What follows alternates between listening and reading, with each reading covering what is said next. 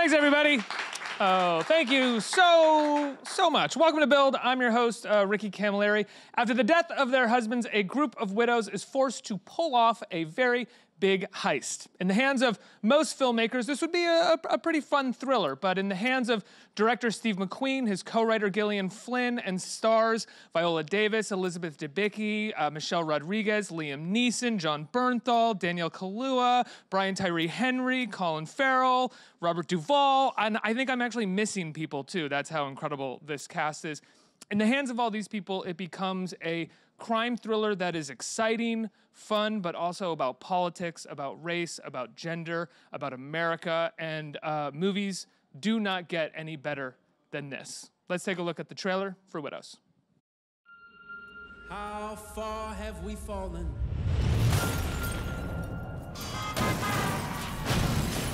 Get us out of here, Harry! The less you know, the more seemingly you gain. Let's go! The result is always hurt and pain.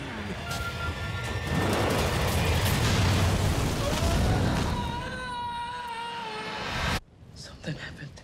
Something bad.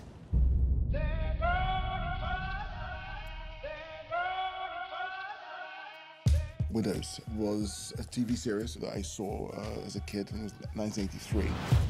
It had an impact on me then, and I knew I wanted to make that into my next feature film after 12 years. The film is about these 4 women whose husbands died during this attempted heist. When you meet Veronica, she's left with nothing in terms of finances and nothing in terms of emotional reserve. Your husband, he stole $2 million from me. That money was meant to buy me a new life. Because it's about my life, it now becomes about yours. These women are dealing with awful stuff, and then they come together and have to deal with it together. We're in trouble. Our husband stole a lot of money, and now people want it from us. Harry left me the plans for his next job. It's worth $5 million. Why should we trust you anyway? Because I'm the only one standing between you and a bullet in your head. Widows is a story of survival. Everything sort of feels like it's on this knife's edge. There's a door, in or out. Out, and you take your chances with the Mannings, in, and there's no going back. It's dangerous, it's messy, and it's real. The best thing we have going for us is being who we are. Why? Because no one thinks we have the balls to pull this off. Let's go.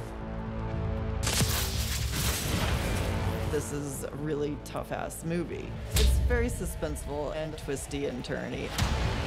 If this whole thing goes wrong, I know what the consequences look like. What I've learned from this city is that you reap what you sow. Let's hope so. Everybody from Widows, please welcome Elizabeth Debicki, Viola Davis, Michelle Rodriguez, and Steve McQueen. Keep clapping, honestly, because the movie is so damn good, guys. Congratulations. It is so great. First things first, you know, in that little clip, we saw that you had seen the original miniseries, or the original series on the BBC back in the 80s. Mm-hmm. What made you want to adapt it into a movie right now? How did you know that it would fit into everything that you wanted to say about right now? I didn't. I think, first and foremostly, as an artist, you go for the truth. So, you know, you get this situation where, oh my God, a movie from 1933, it really sort of resonates with what's going on today, because the artist at that time was trying to think of what the truth was. So for me, as a 13-year-old child, looking at Widows for the first time on TV, written by Linda LaPlante, it just spoke to me, and it spoke to me about sort of how people looked at each other. And it basically made me want to make it into a feature film. I carried it for 35 years, and it was just such a powerful piece of drama, especially about women. And I related to them because they were deemed to have not been capable, and they were being judged by their parents, similar to how I was growing up as a black child in the 80s in London. So you related to it on that level, that everyone sort of underestimates their ability to pull off anything. Well, other people do, yes, underestimate people's aspirations or ideas, or even who they. Again, people project so much onto you as a person, who, regardless of who you are, even before you open your mouth. So to see those women on screen, to see how they circumnavigated internally, said all those stereotypes through their sheer will, and that the fact they had to be together to do that was so kind of inspiring to me at an early age in my life. What attracted you to working with Steve and being a part of Widows? I think so often in your career you've chosen parts that have subverted or completely defied stereotypes, and I think sometimes with that intention as well. Did you see Widows as something that was doing that as well? Yes, but I saw Steve's vision for the project doing that, even beyond the piece. Because I think that this piece in the hands of another filmmaker would not be the Widows that you saw. Would have maybe been more compromised. But Steve is someone who has great courage as an artist. It's like saying I was reading last night that truth is subversive. And it really is, it's, the fact that he encouraged me to wear my natural hair, the fact that he encouraged us to be all the things that you see and all the other things that we try to hide, especially, with me, it's like I've been telling people I had an idea of doing 5 different wig changes as Veronica. And he said, we're not doing that. You're going to wear your hair. And you know what? The one thing he did say is, why don't you want to wear your hair? That was powerful. And I said, because it's America. Steve, you can't have black woman, I'm 50-something years old, it's sort of the lead role and it's sexualized, I can't do that. He said, well, you know what? She exists. She just hasn't been introduced to the American cinema, so it's about time we introduced her. And it was that courage that you want to be a part of. I would honestly say that he does that, and you all do that with all of your roles in some ways. There are so many instances where with your character, I'm seeing something that I haven't seen on screen before, or an allowance to sort of an essence of you to appear on screen alongside the story and the character. Can the two of you talk about working on that with Steve? Finding moments where he said, no, that's you, and I want that to be on screen? Yeah, I think one of the many genius things about Steve is that he has an incredibly intuitive and sensitive way of regarding a human being, and he sort of saw, certainly in me, that there were things that I hadn't been allowed to say as an artist before on screen, and there was a kind of woman that I hadn't been asked to play before, and that sort of was an ordinary person, somebody very real who was struggling to survive in everyday life, and somebody, in terms of a status, she was very low status, and I hadn't been asked to play many of those women before, and I really felt so connected to Alice, and because of the journey she has too, where we find her suffering from this really, really horrific domestic abuse, that's so ordinary, and she's so internalized this sort of lack of worth. She's been told that she's worthless, and that she shouldn't. Not just from her whole life, from her mother too, and that she shouldn't find a job, shouldn't try to be independent. And then through the course of the film, finds that she actually has a voice, and she has something to say, and that she has a beauty that's nothing to do with her looks and what the world tells her she is, and it's not about the male gaze or being objectified or any of that, but about something very internal and strong. But for me, in terms of Viola with her hair, a lot of my life and career is defined in a funny way by my height, which is obviously something I have nothing to do with. You just are a tall person if you're a tall person. But, we were discussing the other day, almost every day of my life, I walk down the street and someone comments on it. And it's a really strange experience, really. It only struck me the other day that almost every single day of my life, somebody says something about my physical appearance. And so I guess a lot of my life I've tried to assimilate and be smaller for people. Because I think maybe that's what you do when you're empathetic in a funny way. You try to sort of be less for people or I don't know, people find it confronting or something. But there was one scene in the movie where my character is kissing David, who's played by Lucas Haas, and we did quite a few takes of it, and the camera was sort of coming in, and we weren't getting it. I didn't know why, and Steve sort of came out from behind the monitor, huffing and puffing, and he came and he said, "Can I talk to you, please?" And I was like really concerned. I thought, "Oh my God, what am I doing wrong? I don't know how to kiss people. I don't know what I'm doing." And he said to me in this very quiet, serious voice, he said, "You put your heels up against the wall and you stand up straight." And then we did one more take of it, and I stood up straight, and I kissed him, and then we moved on. And it sounds simple, but it was seminal for me because it was basically somebody telling me, this thing you've done your whole life, don't compensate for other people, which is an incredibly powerful moment in a human being's life. You know, Michelle, we know that you can that you can kick ass. We've seen you kick ass a lot, but I don't know if we've ever seen you have a transformation like we see your character have in this movie, where she realizes what she can be and she realizes the sort of strength that she has. What was it like to sort of getting to take that aspect of characters that you've played before and kind of transform them so you're coming to this place in the end rather than at the beginning and throughout the whole movie? Yeah, I mean, it's rough because for me to look at Linda was like looking at a part of my life that I didn't want to project to millions of people around the world. It was, that reality of women who love unconditionally in the poverty-stricken urban area and have their hearts stepped on by the cruel world. I was exposed to that all my life, girls getting pregnant at 17, 16 years old and having, these children with a man who's never around or never there to support, having to raise these kids on her own. Reminded me of my mother, reminded me of all these women that I loved growing up. And for me, I didn't see the strength in that. And it actually, because I've been masculine most of my life to survive. And even that's what I project on the screen when I do feature films, because to find independence, to earn respect, I was taught that the only way to acquire that is to emulate or act like the male figures in my life. And so that's how I asserted myself. That's how I got out of the ghetto. That's how I broke free. And I realized that this whole time I was ignoring what the beauty and the power and the true strength of soft power is, which is my femininity. And I was able to discover that through this character with Steve. Took a guy to show me my feminine side.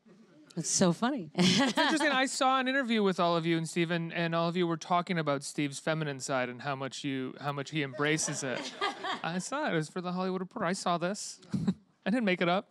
No, I think, and I'm very grateful for, these guys saying nice words about me, but actually it takes these women to do so. Again, my job as a director is to sort of ask, help, and then get out of the bloody way. That's my job. That's it. And when you see, Elizabeth, when you see Viola, when you see Michelle doing their thing, it's them doing it without anyone holding their hand, watching them cross a tightrope walk. It's dangerous. They can slip off, but they do it all by themselves. All you can do is help, encourage, and that's it. But they do it all by themselves. And I'm just grateful for their genius. And, but this is why these conversations are so rich. Because, how often do you get actresses and actors actually telling the truth about their character in relationship to themselves? It's quite moving and quite, I've learned so much on this work, and it's hard sometimes being yourself, isn't it? And in order to do so, you need a lot of support. But you have to do all the heavy lifting, that individual. So all one can do is offer support and then step out of the way, because no one can do it for anyone. But I think it requires a certain amount of bravery and belief in the work to know that you can bring an actor in and say, this is what's on the script, but this is what you are bringing to the character as well, and let's bring those two things together. Because so often I think most filmmakers get really tied to what's on the script and try really hard to fit the actor into that thing that's on the page. It's a collaboration. It's a collaboration. It's a collaboration with my DP, Sean Bobbitt's collaboration with my editor, Joe Walker's collaboration with the costume designer, Jenny. I mean, everything is a collaboration. It's a conversation. If it's not a conversation, you might just make it into a novel and that's it, or a comic book and that's the end of it.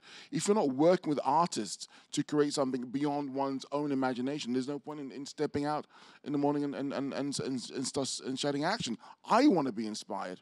I want to be surprised as much as I can hopefully inspire and surprise. It's wonderful when you see something, well, my goodness, that just happened. Wow. Have we got it? Yes, we got it. Okay, let's move on.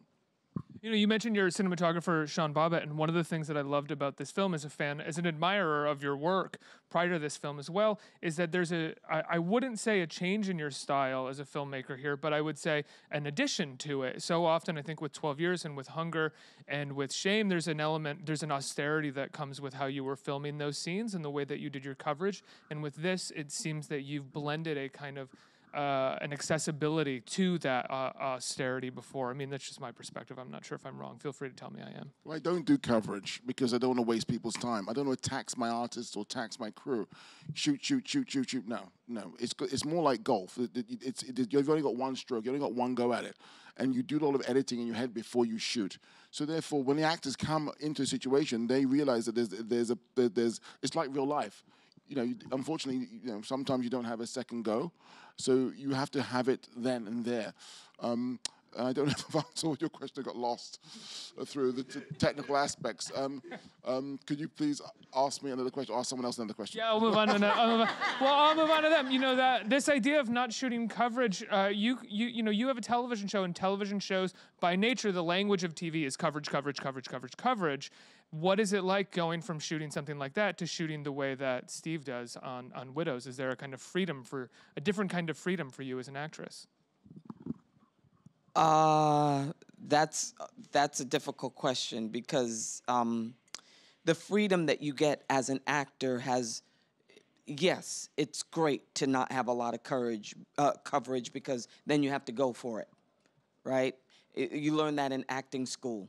You can't be afraid of failure. You can't be afraid of making a wrong choice. You just have to go. Just as Steve would say, leave it all on the floor. But there's more things that are involved with unleashing your freedom as an actor, which, Steve is way too humble to talk about.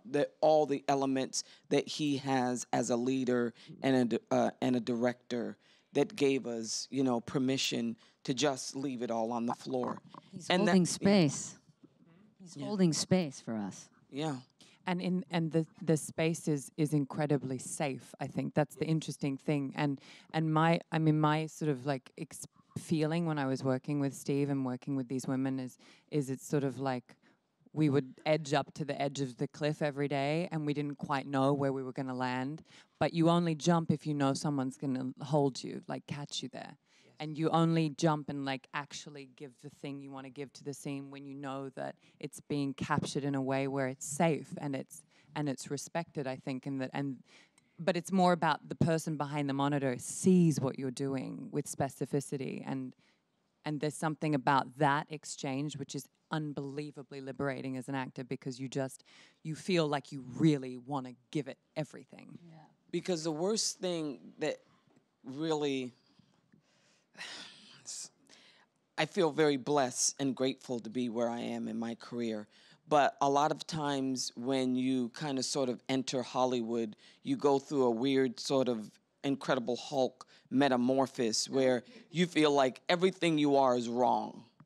Okay, so you sort of have to go through this thing of being acceptable to the larger community, which is being more commercial, quote unquote. So you got to have the body. You have to have the hair. You have to know who the hairstylist is who does the best weaves in town. You got to have the right car and live in the right neighborhood. You do all that stuff, and then you get on the sound stage, and then you try to be an actor, which has nothing to do with that. You know that. So what was very liberating about Steve is that he could see through all that stuff. And he could see that it was like clogging our truth, per se, is putting on all of that kind of assimilationist, all of those lies, it sort of freezes you up, because then you judge before you take a risk. And if you judge before you take a risk, then it's not truth. And so what Steve would always say, he would always say, okay, let's just do one take. I've got it, but just do one take for you. Forget about what I said. Forget about everyone else in this room. Just fuck them. Just figure it, you know? Just go for it. Yeah. Leave it all on the floor. Leave it on the floor, Viola. Leave it on the floor. And I was like, oh, okay.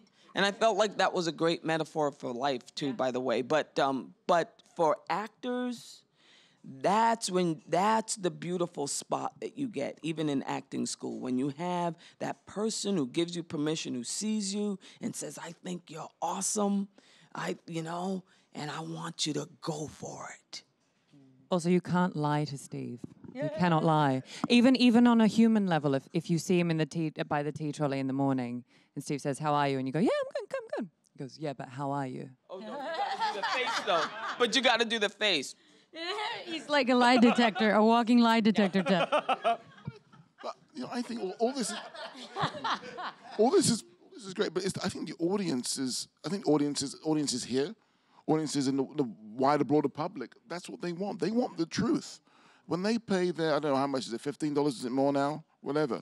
They don't go there. I mean, they want a truth, even if it's dressed up with someone in a cape. They want a truth. So, in order to sort of feel a communication with what's going on screen. And I wanted our picture to reflect the audience. So it's very important, I feel, when, you also to be entertained, to be thrilled, but at the same time to sort of look at the screen and say, aha, oh yeah. Because we know when someone's lying or not when they're speaking. We're, sophisticated, audience are very sophisticated. And, it's just beautiful when we got a situation when we have these actors doing a job and entertaining, but also at the same time telling the truth. It's important. It's important. Can you talk more than any time ever? It's important.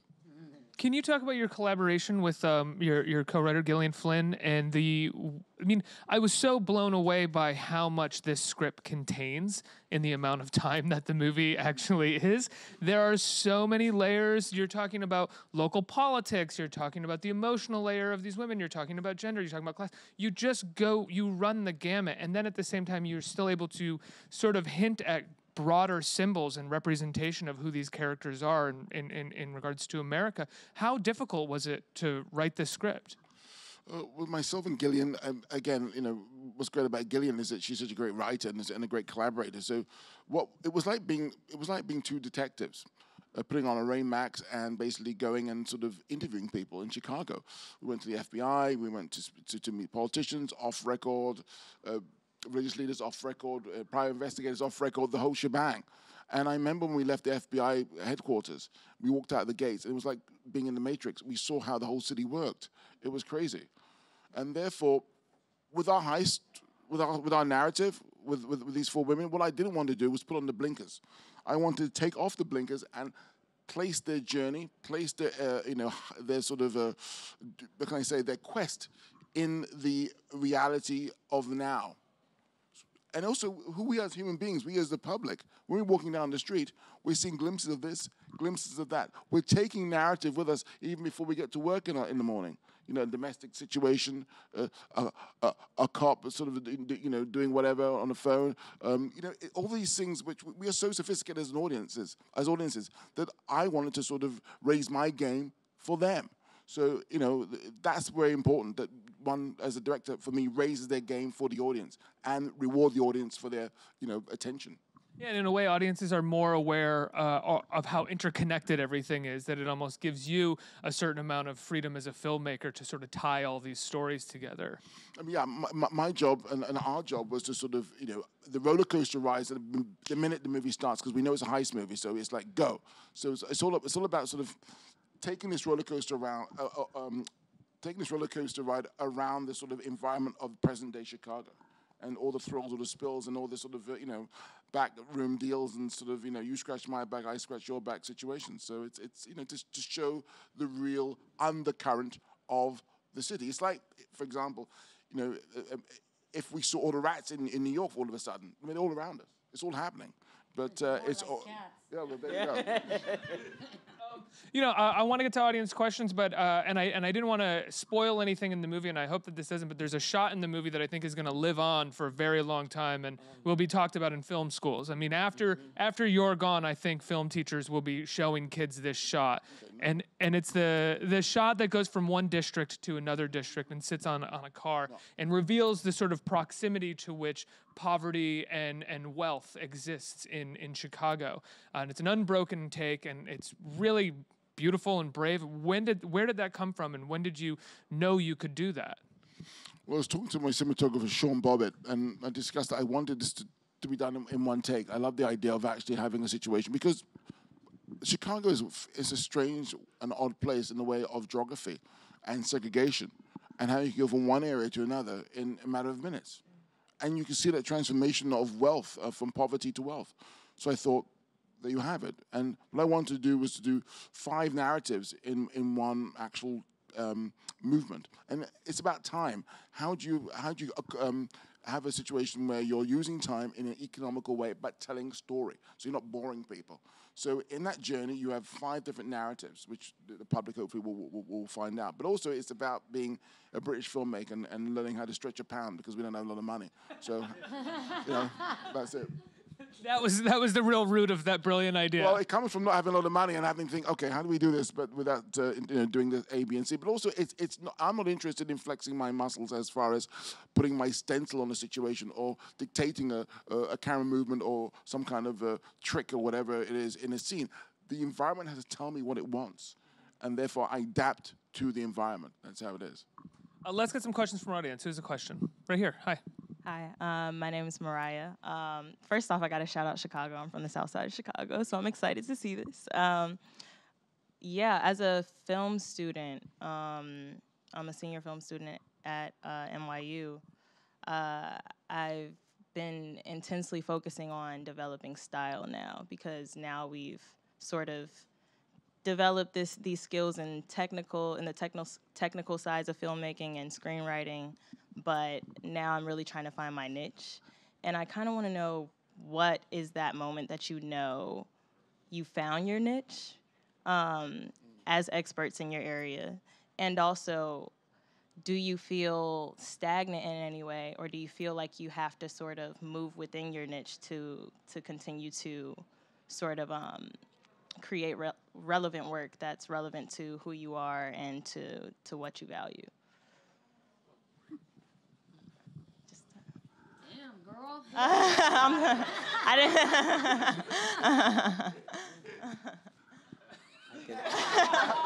No, I'm sorry, y'all. I've done a lot of talking. What do you mean by niche? What's niche? I guess, style? yeah, kind of like style, like like you do films that are intensely dramatic. I think you have like mastered the art of drama, I would say. Do you? Well, I want to be versatile. I mean, I've only made 4 films, and hopefully, pray God, I make more. Mm-hmm. I mean, just like these actresses, you want to sort of experiment. I don't know what. I hope some people will say, "Oh, Steve McQueen's niche is this." I don't know if I have one. It's like your son looks exactly like you. Does he? I hope he does.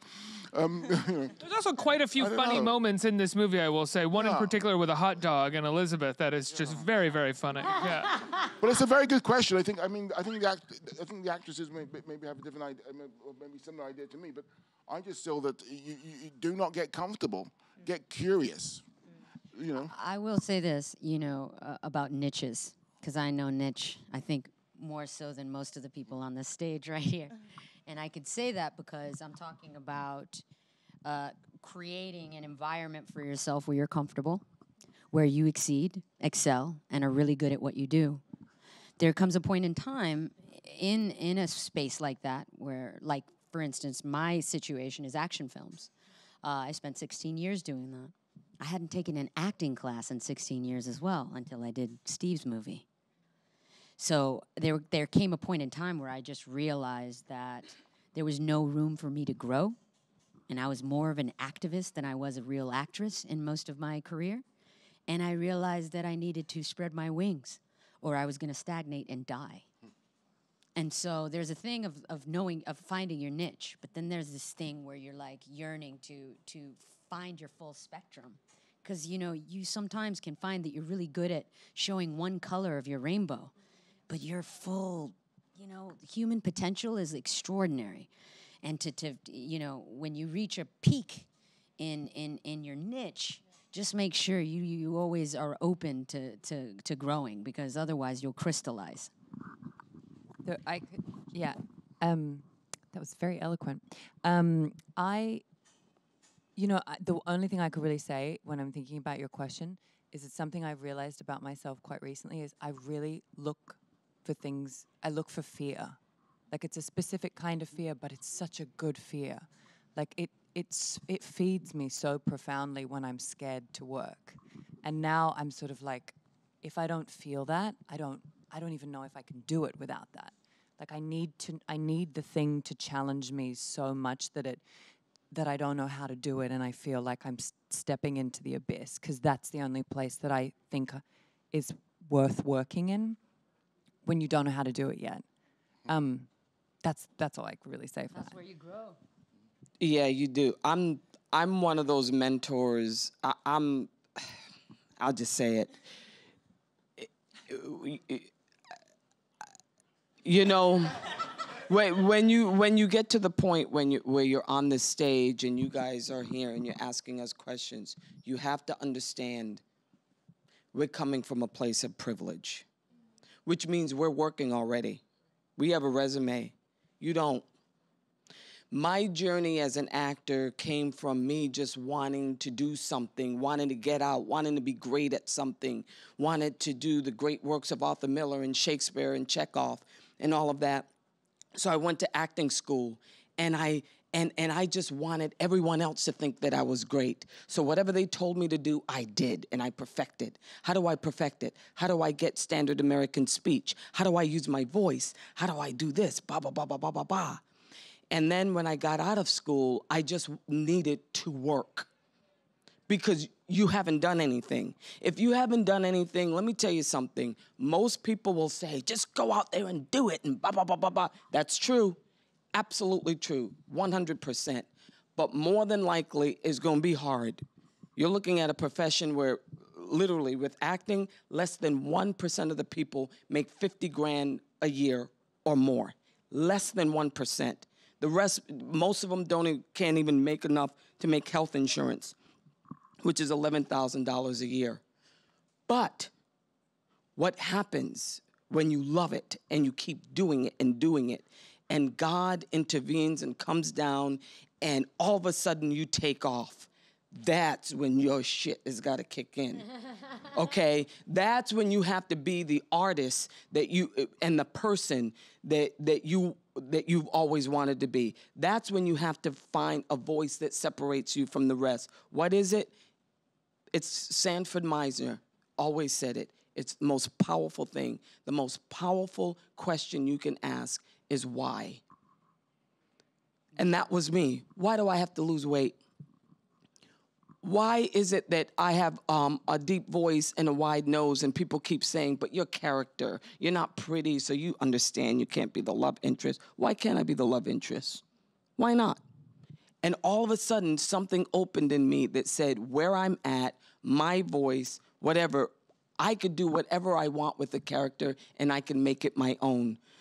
I can just go out there and slay dragons. It's like, you know, it's like Elizabeth says, it's like Michelle says, fear. It's like they say, courage is fear with prayer. So you have to have the courage. You know exactly what kind of artist you want to be. There is nothing that's going to tell me that you don't. You just have to have the courage to be able to step out and do it. And that means you have a whole lot of people around you going, what the hell are you doing that for? Because I want to. Because when I go to my grave, that's what I want. That's me. That's what's going to make me.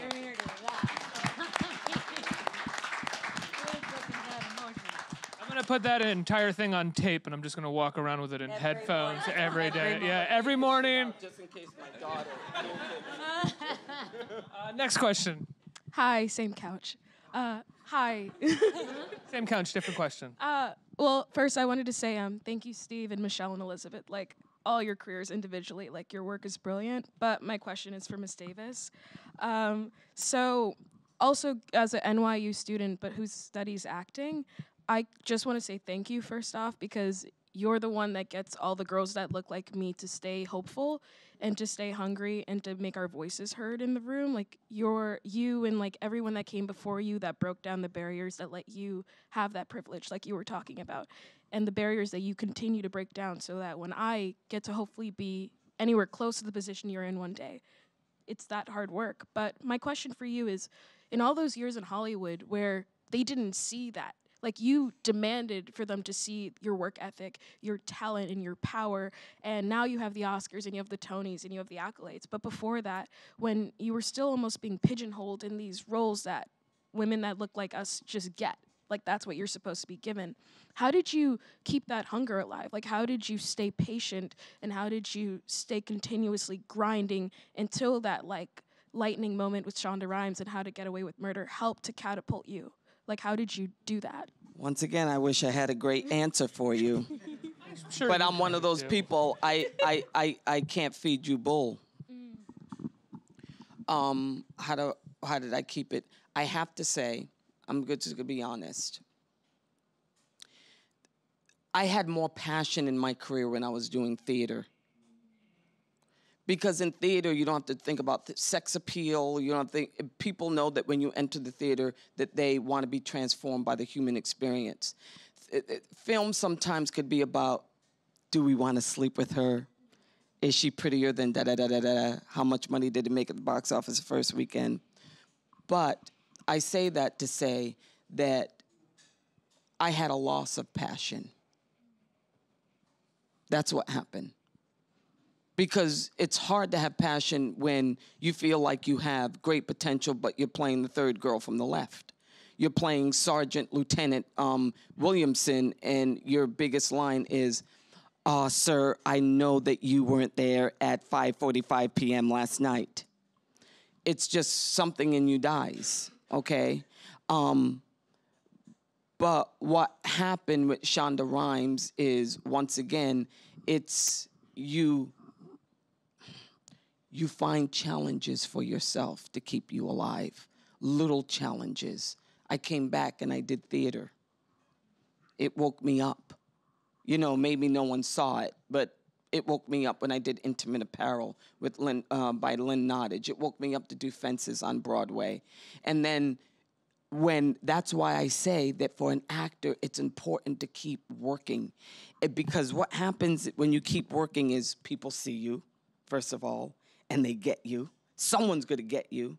And the other thing that happens is you problem solve even with shitty roles. And it's that problem solving that teaches you a process of working. How do I make this character work even though she has no life, she has no sex life? How can I change that word? How can I change? So it teaches you a way of working. So by the time Shonda Rhimes called and said, I got a role for you, Annalise Keating. She's sexual, she's a sociopath. Then I was ready to step into it. I was ready to say yes, and I had enough process. You know what I'm saying because you're an actor. I had enough process and everything in me that I can handle the role, as opposed to some actors out there who just sit by and they wait for the great role. Okay? They wait for it. While they're waiting for it, they're doing nothing. Nothing. Then that role comes to you, and you're not going to be as good as you would have been if you were even working with the crappy roles. Sorry, you're not. And it's unrealistic because you can pass your way out of the business. That's a whole other conversation that we can have once you come to LA and, you know, we could sit in a Starbucks. I've come close to that multiple times. Next question. Hey guys, it is so cool to talk to you guys. I'm not quite an NYU student, maybe next year I applied, but when I look at you guys, I see so many different perspectives and ideas, and especially Michelle, like as a Dominican, it's so cool, like so inspiring to see your prominence. So I was curious as how like your perspectives influence your cinematic voice, and how you could, like if you could define your cinematic voice and how you ensure that that comes through in all of your different projects that you guys take on. Well, I felt like an actor. Well, I felt like an activist most of my career. You know, for me, you know, stepping into making Hollywood feature films, action movies mostly, because that's the only place where I saw an opportunity to be free, liberated, not rely on a guy for something. You know, it becomes constricting when you think like that as an artist, because then you're no longer an artist in a way. You're kind of this person with a specific identity that you want to project to the world. And for me, it was, I want to see a Latino woman on screen, and I want to see her powerful, strong, independent, relying on no one for sustenance but herself.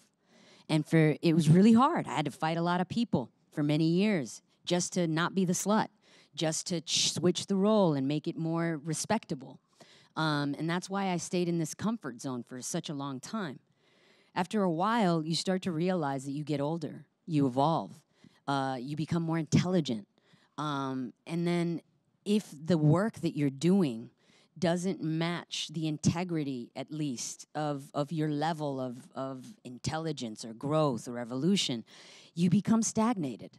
So for me, you know, I'm discovering right now. Right now, I'm walking into the darkness. Right now, I'm going into those areas that I fear. I didn't, you know, originally want to do the project, because for me, playing a mother of two who's married to a deadbeat Latino guy, that's Jersey City. That's what I grew up around. Why would I want to project that to people around the world? It's finding the beauty in the mundane. And I had to go back to my roots for that. And my roots were that. And so for me, you know, now I have to evolve. And to evolve, I have to step into the darkness. That means going to places where I don't know what's going to happen. I was in my comfort zone for 16 years. I knew what I was fighting for 16 years, doing Fast and Furious movies, SWAT movies, all this stuff.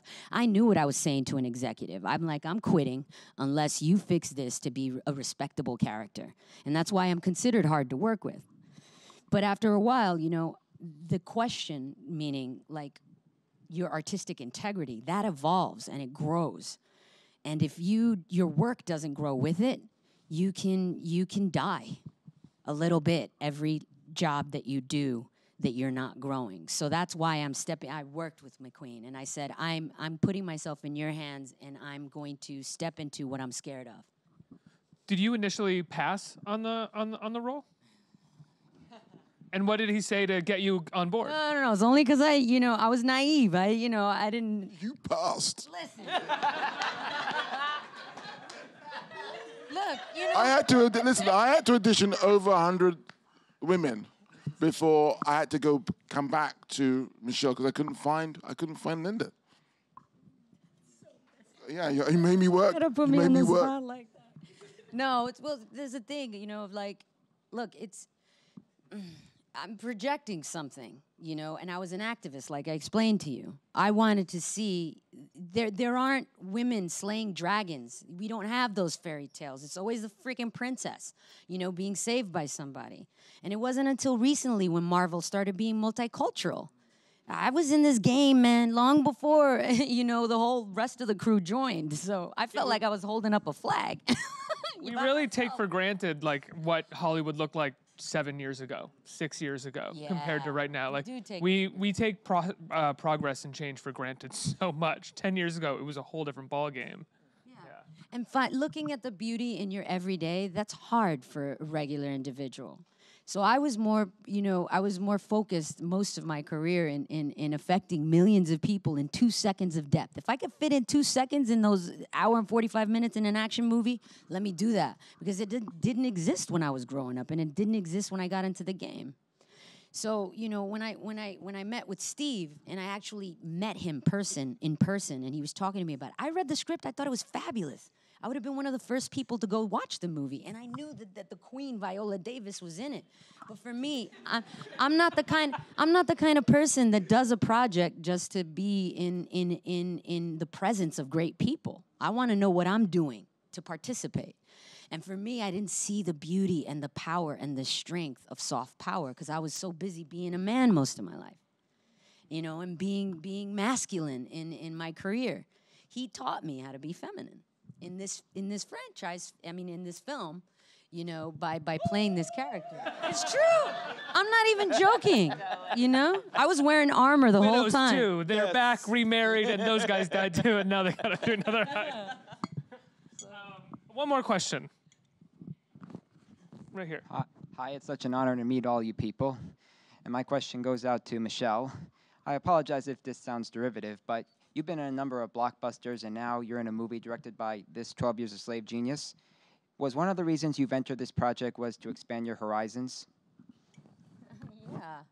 Yeah, I wanted to grow. I kind of felt like I was running up against walls, and that if I didn't do something that challenged me individually, as a person, that I might wither away and not really find, you know, true inspiration. So that means going back to art house. That means going back and digging into the uncomfortable places. That means, you know, possibly looking weak or fragile. You know, that means killing your ego. That's what I did, really. I mean, to be honest. So, yeah, I am broadening the horizons, and I don't know what's up ahead. And yeah, it's scary, but like, if I don't do this, you know, my motto is evolve or die. I'll die. You know, so here we go. We'll see what happens next. I just think that in a thriller action film, you could have the truth as well. Again, you know, this is a roller coaster ride of a picture. At the same time, we're not gonna shortcut anyone on the truth of us being human at this place and time in our history. And I think that's exciting, that you can have a movie which is entertaining, fast, and furious, and at the same time